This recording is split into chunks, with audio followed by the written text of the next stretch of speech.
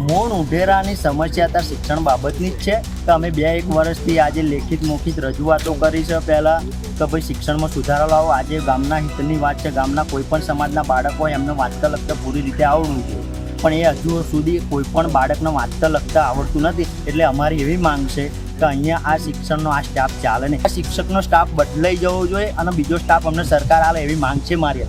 અમારા ગામની અંદર શિક્ષણનો એવો પ્રશ્ન છે કે વિદ્યાર્થીઓ 8મા ધોરણની આવ્યા છે, તેમ છતાં કોઈને વાંચતા લખતા સરખું આવડતું નથી.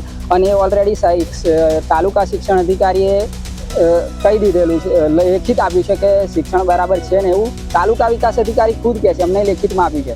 તો અમે જે શિક્ષણ બરાબર છે નહીં, તો શિક્ષણ સુધારવા માટે અમે વાલીઓને વાત કરેલી છે. તો વાલીઓએ સર્વસંમતિથી એવું કીધું છે કે અમારા બાળકો સ્કૂલે જશે નહીં. સ્કૂલ જ્યારથી ખુલી ત્યારથી હજુ સુધી કોઈ બાળક આવ્યું નથી અને એના માટે બદલી માટે માગણી કરેલી છે અને લેખિત પણ આપી છે, પણ કોઈ કાર્યવાહી થયેલ નથી. શિક્ષણ તો કથળી કઈ નથી ગયું, કેમ કે અત્યારે અમારે કેવું છે, 2 મહિનાથી મારે ચાર્જમાં છું, બરોબર. 2 મહિના પહેલા બીજા આચાર્ય હતા, એમને એ રીતે જે સંજોગો વસાત ચાર્જમાંથી ઉતારવામાં આવ્યા. અમારે 2-3 દિવસ પહેલા એસ્ટાટનો ચાર્જ આવી ગયો છે, એ આજે હાજર થયા નથી, એમની સ્કૂલમાં કામ છે એટલે 2 દિવસમાં એ શિક્ષકે હાજર થઈ જશે. એટલે અત્યારે હું ઇન્ચાર્જમાં છું ઉંઢેરા પ્રાથમિક શાળામાં.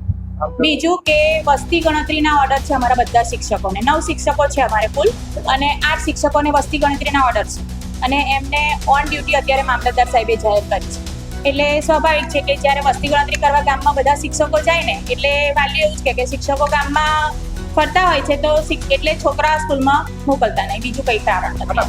અમારી તમામ માહિતીથી અપડેટ રહેવા માટે જોડાયેલા રહો S9 ન્યૂઝ સાથે.